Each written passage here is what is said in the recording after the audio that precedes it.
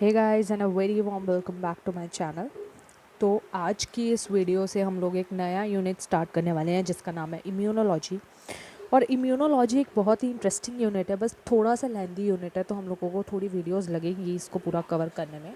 But I would make sure कि मैं आपको सब कुछ अच्छे से समझाऊँ एकदम, ठीक है, जिससे कि आपको पॉइंट्स क्लियर हों, ईजी लैंग्वेज में समझाऊँ। अच्छा, तो ये वीडियो जो बनाई गई है, ये जो कंटेंट मैंने पूरा लिया है, this is from the point of view of a BSc student, okay. But even if you are a 12th NEET और एमएससी स्टूडेंट, तो एमएससी के थोड़े बहुत टॉपिक्स और बेसिक्स इसमें कवर्ड है। और बीएससी का तो ये है ही है, 12th नीट के बच्चों का भी है, बिकॉज उनका जो बोर्ड का लेवल होता है वो थोड़ा कम रहता है, उनका नीट का लेवल ज़्यादा रहता है। तो even if you are a NEET aspirant, so this video is going to be helpful for you if you want to know, if you want to study immunology, okay.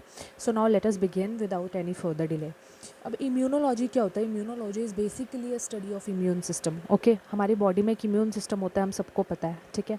ये immune system क्या करता है? बाहर से कोई भी pathogens या कोई भी हमारे बैक्टीरिया वायरस जो अटैक करता है हमारी बॉडी को, ठीक है, उसके हार्मफुल इफ़ेक्ट्स से हमको बचाता है, और उससे जो इन्फेक्शन कॉज हुआ होता है बॉडी में, उसको भी ये ख़त्म करता है, ओके। तो इम्यून सिस्टम का काम होता है हमारी बॉडी को प्रोटेक्ट रखना, ठीक है। अगर इम्यून सिस्टम नहीं होता तो शायद इवोल्यूशन में हम लोग यहाँ तक भी नहीं पहुँच पाते, because we wouldn't have been able to survive, okay.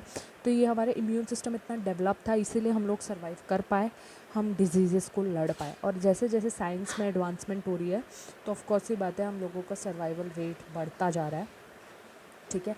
तो immune system is the biggest contributor, ठीक है, in our body for our existence, you can say. तो इम्यून सिस्टम में यहाँ पे आगे बढ़ने से पहले मैं आप लोगों को एक बहुत ही सिंपल सा, एक मैं आपको वो दिखाती हूँ, एक फ़्लो चार्ट है मेरे पास, ठीक है। अब मैं इम्यूनिटी जब मैं पढ़ती हूँ ना, तो उसमें मेरे को पढ़ना पड़ेगा इम्यूनिटी जो होती है, इम्यून सिस्टम से इम्यूनिटी बनती है। इम्यूनिटी जो होती है वो दो टाइप्स की होती है, एक होती है इनेट इम्यूनिटी, एक होती है अडेप्टिव इम्यूनिटी। ऑल्सो एक और क्लासिफिकेशन होता है, sorry, immunity based on origin, okay. तो इम्यूनिटी का जो ओरिजिन होता है, मतलब कहाँ से वो डेवलप हुई होती है, ठीक है, वो होते हैं हमारे दो टाइप के। उस ओरिजिन के बेस पे अगर हम इनको क्लासीफाई करें तो ये दो टाइप्स की बनती है, ह्यूमोरल और cell mediated, okay. Humoral is something, humoral आपको वर्ड से ही समझ आ गया होगा, humour, okay. Humour means fluid. तो हमारी जो बॉडी की फ्लूइड्स होती हैं उसके थ्रू जो इम्यूनिटी हमें मिलती है, that is known as humoral immunity, for example blood, okay. Whereas the cell mediated immunity is a kind of immunity जो कि हमें सेल्स से मिलती है, बॉडी की सेल्स। और हम लोग जानते हैं वाइट ब्लड सेल्स होते हैं हमारी बॉडी में, जो कि हमें हेल्प करते हैं इस इम्यूनिटी को डेवलप करने में, ओके। अब वाइट ब्लड सेल्स की बात हुई है, तो I want you guys to look at another classification. तो ये मेरे ब्लड का क्लासिफिकेशन, मैंने ब्लड का क्लासिफिकेशन, नॉट मेरा ब्लड ऑफ कोर्स, ब्लड का क्लासिफिकेशन है ये, ठीक है। इस ब्लड में मैंने कंपोनेंट्स लिखे हैं सारे के सारे जो कि ब्लड में प्रेजेंट होता है, ठीक है। पहला component RBC, RBC is the red blood cells, ठीक है। रेड ब्लड सेल्स होते हैं, सर्कुलर होता है, बाइकॉनकेव डिस्क शेप्ड सेल्स होता है, ठीक है, हमारी बॉडी में, इनमें न्यूक्लियस नहीं होता। डब्ल्यूबीसी होता है, इनमें न्यूक्लियस होता है, ये वाइट ब्लड सेल्स होते हैं, और ये सेल्स ही बेसिकली रिस्पॉन्सिबल होते हैं हमारी बॉडी में इम्यून रिस्पॉन्सेस को जनरेट करने में, ये हेल्प करता है। This is what is producing the immune responses. So these are the basic cells which we are going to study about in this unit, okay. और हमारे ब्लड में प्लेटलेट्स भी होते हैं। प्लेटलेट्स भी कुछ ऐसे कंपाउंड्स होते हैं, ये हमारी ब्लड की क्लॉटिंग में हेल्प करता है, ठीक है। तो हमें इनमें अभी डिटेल्स में नहीं जाना है, हमको सिर्फ डब्ल्यूबीसी देखना है, क्योंकि हम अभी इम्यून सिस्टम की बात कर रहे हैं। तो ये जो डब्ल्यूबीसी होता है फर्दर दो कैटेगरीज में डिवाइडेड होता है, ए ग्रैन्युलोसाइट्स और ग्रैन्युलोसाइट्स। ए ग्रैन्युलोसाइट नाम से ही पता लग रहा है, जिसके अंदर ग्रैन्यूल्स नहीं होते हैं, वो ए ग्रैन्युलोसाइट होता है। और ग्रैन्युलोसाइट होता है जिसके अंदर ग्रैन्यूल्स होते हैं। अब जिनके अंदर ग्रैन्यूल्स नहीं होते, यानी कि ए ग्रैन्युलोसाइट, वो दो टाइप्स के होता है, मोनोसाइट और लिम्फोसाइट, दो टाइप के होते हैं एक ग्रैन्युलोसाइट, ठीक है। लिम्फोसाइट में भी फर्दर बी सेल्स और टी सेल्स होता है। तो ये हम अभी आगे जैसे जैसे बढ़ेंगे वैसे वैसे आप लोगों को पूरा का पूरा मैं क्लियर करती जाऊंगी, आपको और भी ज़्यादा क्लियर हो जाएगा।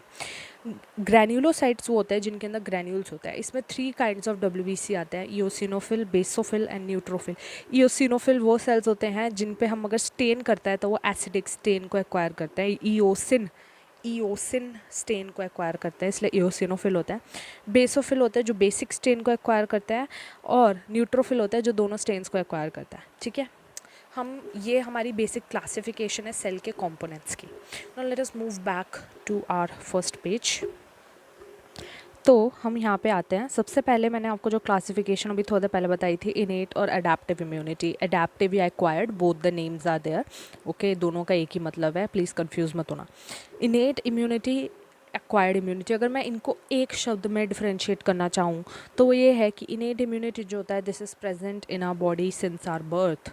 Okay, whereas the adaptive immunity और एक्वायर्ड इम्यूनिटी, एक्वायर्ड या अडेप्ट करना, आपको इसके नाम से पता लग रहा है, ये ऐसी इम्यूनिटी है जिसको हमने अपनी लाइफ में अडेप्ट किया है, ये हमारे पास बर्थ से नहीं थी। ठीक है, अच्छा, अब मैं इनके फर्दर डिफरेंसेस को हम लोग स्टडी करते हैं। ये पहला डिफरेंस था, ये बर्थ से होती है, ये एक्वायर की जाती है। दूसरा आ गया हमारा यहाँ पर एक बहुत ही इंपॉर्टेंट पॉइंट मैंने यहाँ पे लिखा हुआ है, नॉन स्पेसिफिक होती है इनेट इम्यूनिटी, और ये यहाँ पर लिखा हुआ है, थोड़े आगे पीछे हो रहा है पॉइंट्स। स्पेसिफिक होती है अडेप्टिव इम्यूनिटी। इसका मतलब क्या हुआ, देखो, जो नॉन स्पेसिफिक होती है, नॉन स्पेसिफिक, स्पेसिफिक मतलब कि किसी चीज़ पे, स्पेसिफिक मतलब हम सब समझते होंगे, तो नॉन स्पेसिफिक मतलब कि जो स्पेसिफिक नहीं है। इसका कहने का मतलब ये है कि मान लो बाहर से कोई भी एंटीजन आ रहा है। Okay, antigen, antigen word is very important. Antigens जो होते हैं बेसिकली कुछ प्रोटीनेशियस कंपाउंड्स होते हैं, और यही एंटीजन्स होते हैं जो टॉक्सिन्स वगैरह हमारी बॉडी में रिलीज़ करते हैं, और इन्हीं एंटीजन्स के अगेंस्ट एक्शन होता है हमारी बॉडी में। ओके, एंटीजन के अगेंस्ट एंटीबॉडीज़ आती हैं और वो इसको मार देती है या डिस्ट्रक्ट कर देती है। ठीक है, तो जो भी फॉरेन एंटीजन हमारी बॉडी में आएगा, ठीक है, वो फॉरेन एंटीजन, अब देखो हर एक एंटीजन सेम नहीं होता है, हर डिजीज़ का अलग एंटीजन होगा। ठीक है, उसका केमिकल कॉम्पोजिशन अलग होगा, उसका हर चीज़ उसकी अलग होगी। ठीक है, तो इनेट इम्यूनिटी में क्या होता है, स्पेसिफिक नहीं होती है, यानी कि ये किसी एक स्पेसिफिक एंटीजन के अगेंस्ट एक स्पेसिफिक रिस्पॉन्स नहीं देगी।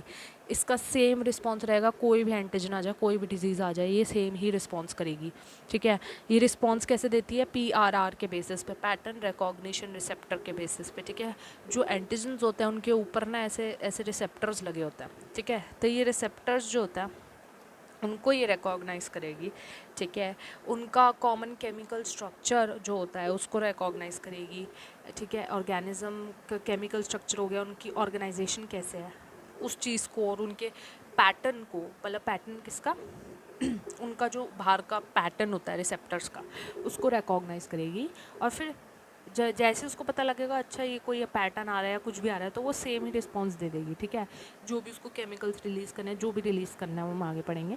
ठीक है, वो सेम ही रिस्पॉन्स, कोई भी एंटीजन हो दुनिया का, वो सेम ही रिस्पॉन्स देगी। लेकिन जो अडेप्टिव इम्यूनिटी होती है बहुत एडवांस्ड इम्यूनिटी होती है एज़ कम्पेयर टू ये प्रिमिटिव होती है। यहाँ पे मैंने सेकंड पॉइंट लिखा भी है, प्रिमिटिव मतलब कि ये इतनी एडवांस नहीं होती है। अडेप्टिव इम्यूनिटी बहुत एडवांस होती है, क्यों? क्योंकि ये बहुत ही स्पेसिफिक होती है। स्पेसिफिक मतलब कि हमारी बॉडी के कुछ स्पेसिफिक सेल्स होंगे, वही जाके उस स्पेसिफिक एंटीजन से लड़ेंगे, यानी कि सब एंटीजन्स के लिए सेम रिस्पॉन्स नहीं होगा, हर एक एंटीजन के लिए एक अलग रिस्पॉन्स होगा, एक अलग सेल होगा हमारी बॉडी में जो उससे लड़ेगा जाके। तो इसलिए ये एडवांस इम्यूनिटी होती है और इसको हम लोग लाइफ टाइम में डेवलप करते हैं। ठीक है, ये हो गया दूसरा, दूसरा या तीसरा जितने भी हो गए।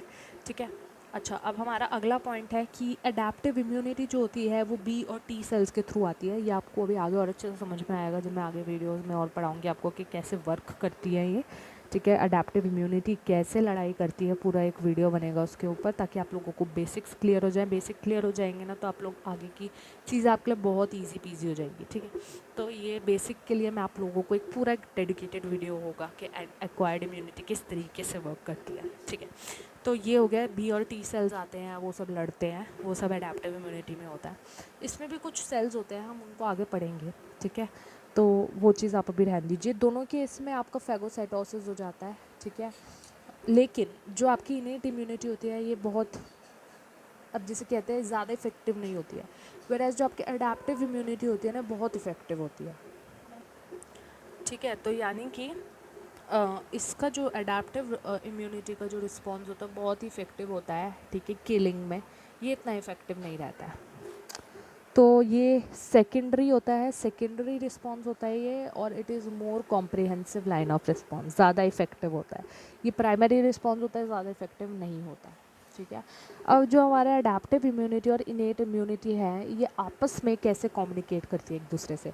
तो कम्युनिकेट ही करती है केमिकल के थ्रू, जिसका नाम है साइटोकाइन, ठीक है। ये सॉल्युबल प्रोटीन्स होते हैं, ठीक है। ये साइटोकाइंस ही होते हैं जो कि हेल्प करते हैं सेल्स को आपस में कम्युनिकेट करने में। जो इनेट इम्यूनिटी का सेल है वो एक्वायर्ड इम्यूनिटी के सेल से कम्युनिकेट करेगा कि भैया आ जाओ, अब इन्फेक्शन बढ़ गया है, हमारे हाथ से ये निकलता जा रहा है गेम, अब तुमको इसको टेक ओवर करना है, तुमको लड़ना है, ठीक है। नहीं तो ये पूरा इन्फेक्शन बॉडी में फैल जाएगा, तो तुम मदद करो।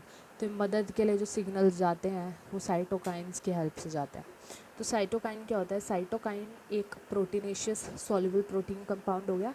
ये आपका एक सेल होता है, मान लो ये एक्वायर्ड का सेल है, ठीक है। साइटोकाइन जाके ये साइटोकाइन रिलीज़ हो रहा है कहाँ से? इनेट इम्यूनिटी के सेल से आ रहा है मान लो, ठीक है। ये साइटोकाइन जाके रिसेप्टर पे लगेगा, ठीक है। फिर ये एक्टिवेट हो जाएगा एक्वायर्ड, ये बोलेगा अरे रिएक्शन वो आ गया है, मतलब इसको सिग्नल मिल रहा है ना कि भाई लड़ो लड़ो, अब हमारे हाथ से गेम निकल रहा है, अब तुम आके लड़ो, ठीक है। तो जैसे ही इसको ये साइटोकाइन मिलेगा, ये दो केसेस हो सकते हैं, या तो ये अपने केमिकल्स रिलीज़ करना शुरू कर देगा, ठीक है, जिनसे कि वो टॉक्सिन से या उन सेल से लड़ सके, या ये इसका डिफ्रेंशिएट हो जाएगा इन सेल्स का, ठीक है। डिफ्रेंशिएशन होगा तो ये कुछ अच्छे एक बहुत ही ज़्यादा ट्रांसफॉर्म्ड सेल्स बन जाएंगे, ठीक है। और उनका डिफ्रेंशिएशन होगा, बहुत ही तगड़े वाले सेल्स आएंगे और आके लड़ेंगे, ठीक है। तो पूरा इन्फेक्शन ख़त्म करेंगे। तो ये तरीका रहता है कि कैसे ये आपस में कम्युनिकेट करते हैं। तो अब हम नेक्स्ट पेज पे आ गए हैं। अब हम लोग ह्यूमोरल और सेल मीडिएटेड इम्यूनिटी की बात करते हैं। हमने एक्वायर्ड और इनेट की अभी बात की थी, अब ह्यूमोरल सेल मीडिएटेड की बात कर लेते हैं। तो ह्यूमोरल इम्यूनिटी मैंने आपको पहले भी बताया था, ये बॉडी की फ्लूइड्स से जनरेट होती है, ठीक है। तो immunity which is provided by the bodily fluids is what is known as humoral immunity, ठीक है। तो सॉल्युबल कंपोनेंट्स होते हैं ब्लड के अंदर, ठीक है, ब्लड सीरम के अंदर, जिनकी एबिलिटी होती है to neutralise, to precipitate and to cause agglutination. Agglutination मतलब साथ में क्लम्पिंग हो जाती है उनकी, ठीक है, ऐसे जुड़ जाते हैं, चिपक जाते हैं एक दूसरे से। तो ये क्लम्पिंग, एग्लूटिनेशन, प्रेसिपिटेशन, न्यूट्रलाइजेशन, ये सब कुछ सॉल्युबल कंपोनेंट्स दिखा रहे थे, ठीक है। इनिशियल टाइम में जब साइंटिस्ट ने पहली बार डिस्कवर करना शुरू किया तो उनको दिखा कि अरे ये कोई कंपोनेंट्स है जो कि ये वाले सारे एक्शन कर रहे हैं, लेकिन उनका नेम वाज नॉट नोन, ठीक है। So they didn't knew what it was, but they were trying to discover it. तो later they found out that these are nothing other than immunoglobulins. Immunoglobulins मैंने यहाँ पे लिखा है also known as antibodies, okay. तो immunoglobulins उनको नाम दिया गया इन सॉल्युबल कंपोनेंट्स को, और इन्होंने बोला कि यही है जो रिस्पॉन्सिबल है ये वाली सारी एक्टिविटीज़ को करने के लिए, ठीक है। अब जो ह्यूमोरल इम्यूनिटी होती है वो फर्दर दो कैटेगरीज में डिवाइडेड होती है, ठीक है। पहला होता है एक्टिव इम्यूनिटी, दूसरा होता है पैसिव इम्यूनिटी। ये जो एक्टिव इम्यूनिटी होती है this is long lasting and it takes time to work. इसको थोड़ा सा वक्त लगता है होने में, ठीक है, लेकिन ये ज़्यादा इफेक्टिव होती है, ज़्यादा लॉन्ग लास्टिंग होती है, ठीक है। और ये मेमोरी सेल्स भी फॉर्म करती है, ठीक है। मेमोरी सेल्स वो होते हैं जो सेल्स याद रखते हैं एक, कि हम इस तरीके से लड़े थे, तो अगली बार भी जब सेम एंटीजन वही वाला उनको, मतलब उनको वही वाला सेम एंटीजन एनकाउंटर होगा तो वो आराम से लड़ लेंगे, क्योंकि उनको आता होगा कि भाई ऐसे ही लड़ना है, ठीक है। तो उनका रिस्पॉन्स जो होगा एक बहुत ही अच्छा बन जाएगा, एक प्रोनाउंस्ड रिस्पॉन्स बन जाएगा, ठीक है। तो वो मेमोरी सेल्स भी यहाँ पे फॉर्म होते हैं। पैसिव इम्यूनिटी में क्या होता है कि देखो, एक्टिव में क्या हो रहा है कि हमारी बॉडी इम्यूनिटी को, एंटीबॉडीज़ को खुद बना रही है, लेकिन पैसिव में क्या होता है कि हमारी बॉडी को काम नहीं करना पड़ता है, बाहर से बनी बनाई एंटीबॉडीज़ दे देता है, ठीक है। जैसे कि मदर का मिल्क होता है इनिशियल डेज में जो इन्फेंट्स को फीड करना होता है, ठीक है। तो वो मिल्क जो होता है that is rich in certain antibodies, IgG वगैरह इसमें बहुत ज़्यादा होती हैं। तो ये क्या होता है, ये डायरेक्ट एंटीबॉडीज़ जो है वो इन्फेंट के अंदर ट्रांसपोर्ट हो जाती हैं, ट्रांसफ़र हो जाती हैं, और उनको डायरेक्टली वो इम्यूनिटी प्रोवाइड कर देता है। तो ये शॉर्ट लिव्ड होती हैं, लेकिन इंस्टेंट असर दिखाती है, ये इसको थोड़ा टाइम लगता है असर दिखाने में, लेकिन ये ज़्यादा इफेक्टिव होगी, ये कम इफेक्टिव होगी, ठीक है। और इस पर दूसरी बड़ी बात यह है कि इनमें मेमोरी सेल्स नहीं बनता है। मेमोरी सेल्स नहीं बनेंगे तो यानी कि हर बारी नई नई इम्यूनिटी, हर नई नई एंटीबॉडीज़ देनी पड़ेगी, हमारा बॉडी जो है वो खुद उनको रिमेंबर करके नहीं रख पाएगा, ठीक है। तो ये थोड़ी दिक्कत हो जाती है। अब देखो, मैंने यहाँ पे एक्टिव में एक एग्जाम्पल दे रखा है वैक्सीनेशन का, इसमें तो मैंने आपको एग्जाम्पल बता दिया, ठीक है, मिल्क वाला। इसमें वैक्सीनेशन में क्या है कि वैक्सीनेशन में जैसे कि क्या होता है, जैसे अभी कोविड का है, तो उसमें क्या होता है कि वीकेंड एंटीजन्स ले लेते हैं, जो भी फॉरेन एंटीजन, जो भी डिजीज़ कॉजिंग जो भी होता है हमारा ऑर्गेनिज्म, उसके जो एंटीजन्स होते हैं उसको हम वीक फॉर्म में लेते हैं। वीक इतना कि हमारी बॉडी पे बहुत ज़्यादा हार्मफुल इफेक्ट ना हो, लेकिन हमारी बॉडी में वो जाएगा तो हमारी बॉडी उससे लड़ेगी, ठीक है, वो तरीके सीखेगी लड़ने के कि भैया इस तरीके से इसको मारना है, मार भी देगी, क्योंकि वीक होगा तो मर भी जाएगा वो, इतनी दिक्कत नहीं आनी है बॉडी में, ठीक है, थोड़ा बहुत रिस्पॉन्स होगा, जैसे कि फीवर वगैरह हो जाता है वैक्सीनेशन के बाद, ठीक है, तो ठीक है, लेकिन हमारी बॉडी मार देगी उसको, ठीक है। तो क्या होगा इससे, क्या पता लगता है, देखो इसमें मैंने बताया था मेमोरी सेल्स फॉर्म होता है, तो अगर ये बॉडी, हमारी बॉडी वीक वाले को आराम से मार देगी तो उसके अगेंस्ट मेमोरी सेल्स फॉर्म हो जाएंगे। मेमोरी मतलब हमारी बॉडी के अंदर मेमोरी आ जाएगी कि भैया इस वाले, अगर ये वाला वायरस आता है तो इसको इस तरीके से टैकल करना है, ठीक है, उसको पता लग जाएगा। तो मान लो अगर उस इंडिविजुअल को असलियत में वो वायरस इफेक्ट हुआ, ठीक है, तो वो बॉडी में गया, तो हमारी बॉडी में ऑलरेडी मेमोरी सेल्स बने होंगे, तो मेमोरी सेल्स में मेमोरी होगी और वो इस पे ऐसे अटैक करेंगे असली वाले पे, उस बहुत ही प्रोनाउंस्ड इफेक्ट होगा, ठीक है, और बॉडी अच्छे से उस वायरस को किल कर सकती है, फैगोसाइटाइज कर सकती है, ठीक है। तो ये बहुत ही ज़्यादा इफ़ेक्टिव होता है वैक्सीनेशन, जो कि हम अभी केस देख रहे हैं, कोविड में भी यही किया जाता है, ठीक है। तो ये बात हो गई वैक्सीनेशन की, तो आई होप आप लोगों को ये क्लियर हो गया होगा ना। जल्दी से हम लोग CMI देख लेते हैं, वीडियो ऑलरेडी बहुत बड़ी हो रही है, मेरे को ज़्यादा बड़ी नहीं करनी है। CMI देख लेते हैं लास्ट टॉपिक, फिर हम नेक्स्ट वीडियो में आगे का काम करेंगे। तो CMI सेल मीडिएटेड इम्यूनिटी, मैंने आपको बताया था ये सेल्स के थ्रू आती है। तो देखो 1950s में डिस्कवर किया गया था कि हमारी बॉडी में लिम्फोसाइट्स होते हैं, यानी कि WBCs होते हैं। तो लिम्फोसाइट दो टाइप्स की इम्यूनिटी हमको देता है, सेल्यूलर और ह्यूमोरल। ह्यूमोरल होती है जो ब्लड के थ्रू आती है, सेल्यूलर होती है जो डायरेक्ट सेल्स के थ्रू आती है, ठीक है। तो जो लिम्फोसाइट होता है, मैंने आपको पहले ही बताया था, वो वाली ये मैंने क्लासिफिकेशन बताई थी ना, इसमें बताया था ना, ये लिम्फोसाइट B और T दो सेल्स होते हैं।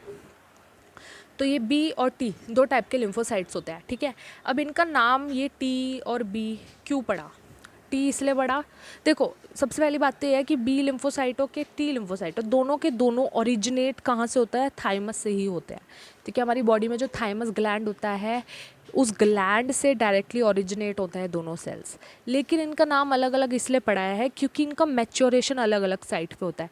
T लिम्फोसाइट का जो मैच्योरेशन होता है ना, वो थाइमस में होता है, इसलिए इसको T बोला गया है, ठीक है। वेयरएज जो B लिम्फोसाइट का मैच्योरेशन होता है वो बोन मैरो में होता है, ठीक है, बोन मैरो में होता है, इसीलिए उसको B बोला गया है। ओरिजिनेशन दोनों का थाइमस में हो रहा है, लेकिन इनका जो वो हो रहा है मैच्योरेशन, इसका बोन मैरो में हो रहा है, इसका थाइमस में हो रहा है। तो जो B लिम्फोसाइट्स, T लिम्फोसाइट होता है, T लिम्फोसाइट तो डायरेक्टली जाकर एंटीजन के अगेंस्ट एक्ट करता है, B लिम्फोसाइट एंटीबॉडीज़ प्रिपेयर करता है और वो एंटीबॉडीज़ जाके इम्यूनिटी प्रोवाइड करती है, ह्यूमोरल इम्यूनिटी रहती है इसमें बेसिकली।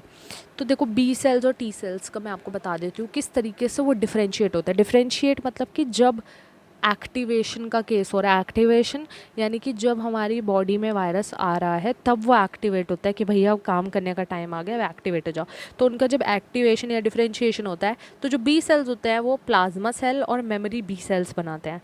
प्लाज्मा सेल्स जो होते हैं फर्दर एंटीबॉडीज़ को जनरेट करते हैं, ठीक है। तो ये दो टाइप का डिफरेंशिएशन हो जाता है B सेल्स का। वेयरएज जो T सेल्स होते हैं वो तीन टाइप के सेल बनाते हैं, ठीक है। यहाँ पे मैंने एक्सटेंड कर रखा है बिकॉज मैं डालना भूल गई थी। तो तीन टाइप के सेल्स बनते हैं। T साइटोटॉक्सिक सेल जो कि फैगोसाइटोसिस मतलब मारना, ठीक है, उसको ऐसे बिल्कुल उसका पीसेस करके मार देता है, बिल्कुल फैगोसाइटाइज कर देता है, ठीक है। तो फैगोसाइटोसिस करता है T साइटोटॉक्सिक सेल जो कि T सेल से बनते हैं, ठीक है। T हेल्पर सेल्स भी T सेल से बनता है। हेल्पर, उनका नाम ही हेल्पर है, वो हेल्प करते हैं दूसरी सेल्स की, वो B सेल्स की हेल्प करते हैं कि प्लाज्मा सेल बनाने में हेल्प करते हैं, और ये प्रेजेंटेशन भी करते हैं, एंटीजन की प्रेजेंटेशन, ये मतलब सबको एक जैसे चीयर लीडर होते हैं, चीयरिंग करते हैं सबकी, ठीक है। तो ये हेल्पर सेल हो गए। उसके बाद होते हैं मेमोरी सेल। मेमोरी सेल जो होते हैं ये दोनों ही केस में प्रोड्यूस हो रहे हैं, B में भी और T में भी, तो ये T मेमोरी सेल्स भी यहाँ पे प्रोड्यूस होता है। अब देखो क्या होता है, मान लो आपका B सेल है, ठीक है। B सेल में क्या होगा, B सेल्स पे ऑप्सोनिन, B सेल्स को हम लोग ऑप्सोनिन भी कहते हैं। जब भी इनको यहाँ पे सिग्नल मिलेंगे, इनको एंटीजन्स मिलेंगे, तो एंटीजन जाकर, ठीक है, इससे अटैच हो जाएंगे, इस सेल से, इनके रिसेप्टर से, ठीक है। जब ये अटैच होंगे तो इनको सिग्नल मिलेगा कि भैया अब कोई गड़बड़ है, अब हमको एक्टिवेट होना है। तो ये क्या करेंगे, ऑप्सोनिन जो होता है ना, वो ऑप्सोनिन कहते हैं जो ये अटैच होता है इस पर, ऑप्सोनिन इस पर अटैच हो जाता है, ठीक है। तो ये ऑप्सोनाइजेशन का प्रोसेस करता है। Opsonisation opsonisation is basically phagocytosis event का एक्टिवेशन होना, यानी कि एक्टिवेशन करना सेल्स को कि भैया अब हमको फैगोसाइटोसिस करना है। This process is known as opsonisation, ठीक है। तो ये इन सेल्स को ऑप्सोनिन बोला जाता है। इन पे आएंगे ऑप्सोनिन, अटैच होंगे, ऑप्सोनाइजेशन का प्रोसेस एक्टिवेट हो जाएगा, ये मैक्रोफेजेस में कन्वर्ट हो जाएंगे और ये जाकर एंटीजेंस के अगेंस्ट एक्ट करेंगे। तो गाइज़ ये यहाँ तक मैंने वीडियो बनाई है, वीडियो बहुत लंबी हो गई ऑलरेडी। तो ये था पूरा का पूरा आपका CMI, ह्यूमरल इनेट और अडेप्टिव इम्यूनिटी। हम लोग आगे पढ़ेंगे, आगे की वीडियोस में हम लोग बात करेंगे किस तरीके से एक्वायर्ड इम्यूनिटी जो है वो फाइट करती है हमारे बॉडी में, किस तरीके से पूरा प्रोसेस चलता है, सब कुछ अच्छे से इजीली डिस्कस करेंगे। बेसिक्स आप लोगों को क्लियर करवा दूँगी बिल्कुल, ठीक है, ताकि आप लोगों को आगे दिक्कत ना हो। तो I hope you like this video. आपको पसंद आई हो तो please like and subscribe to our channel please. ये हमको मोटिवेशन देता है, अगर आप सब्सक्राइब करेंगे तो हमको मोटिवेशन मिलेगा कि आप लोगों को समझ आ रहा है, हम और वीडियोस बनाएं, ठीक है। तो please like subscribe this channel, okay. और अपने व्यूज़ दीजिए, कमेंट्स में कोई डाउट है तो आप पूछ सकते हैं कमेंट्स में। तो I hope please stay safe, घर में रहिए, ठीक है। India is right now suffering from the worst wave, तो मैं कह रही हूँ घर में रहिए, बाहर मत निकलिए बिना किसी काम के। काम भी हो तो पूरी प्रोटेक्शन रखिए, मास्क वगैरह। तो आई होप आपको वीडियो पसंद आया होगा। तो thank you so much guys and have a very very nice day, bye.